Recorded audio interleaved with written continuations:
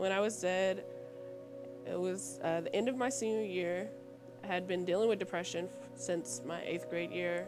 Nobody knew what was going on. I was good at hiding the fact that I had depression. I had mastered the art of hiding that at home at night I cried myself to sleep, or I didn't sleep at night, or I wasn't eating.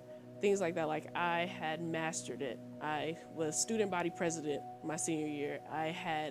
I got all the awards on my senior night, and you couldn't tell anybody nothing. That nobody knew anything that was going on. But it had gotten to a point where I was searching for attention in every place that I could find, no matter what it was, no matter what it meant to get that attention. I was trying to do that.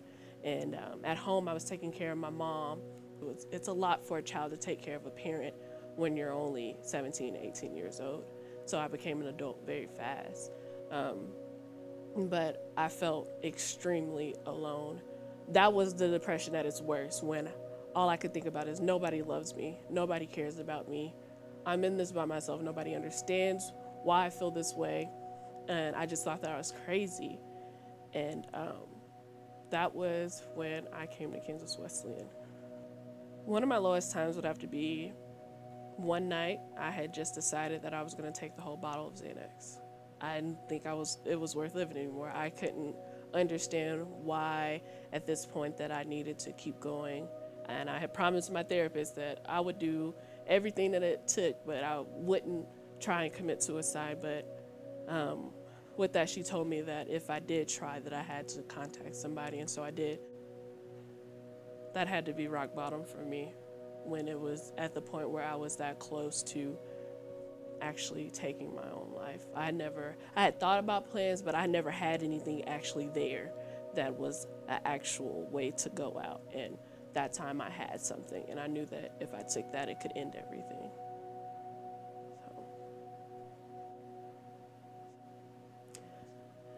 when I became alive, I think it started coming to Kansas Wesleyan. I met so many people that were so strong in their faith that it just amazed me. And to hear their stories and hear that, oh, they're having struggles too, that was something that I was like, okay, I can do this too. I can make it. And one day, my friend Rudo caught me in the stairway of Wilson, and she asked me, she said, "How are you doing, Regina?" I said, I'm good. And she was like, "No, how are you doing?"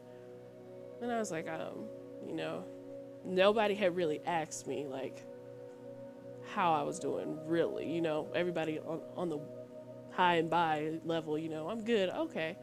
And nobody really asked me what was going on. And she listened to me talk about my depression and everything that came with that, and coming to college. And she prayed for me. And to have somebody praying for you, I think, is the most powerful thing that I've felt going through my depression. Just knowing that somebody else is praying for you to get through this situation and to overcome this situation, even when you can't do it. Because at the time, I wasn't able to. I wasn't able to read my Bible. I wasn't able to go to church and sit through a service. I would go and leave the night after I had tried to commit suicide. My pastor and his first lady came to campus and sat with me and talked with me, and I was telling them how alone I felt and telling them how crazy I felt and how I didn't want to feel this way. And my pastor's like, people in the Bible dealt with depression too. He talked about David, he talked about Elijah, he talked about Hannah, and it's just like things like that. And he's a pastor himself, and he dealt with depression. And so, different things like that, to see that I'm not the only one dealing with this. And that really helped me realize that I can push through this, that God is going to give me something and a way out of this situation. Now that I'm alive, it's the best feeling in the world. But when I can tell those days when I'm not putting it all in God's hand, when I try and take over again, I can tell when I'm doing that, and I have to stop myself and be like, God has this, he has it under control, let him handle that. And I don't feel alone anymore. Even during hard times, even during those rough days, I know that God's still with me, and that's what's beautiful about that. I really enjoy the fact that I've come so far because of God. God has been with me through that. And he's placed all these people that I met. And so that's what's scary to me, is that with any change of a decision, things could have been very different. I'm Regina Tolbert, and I am alive.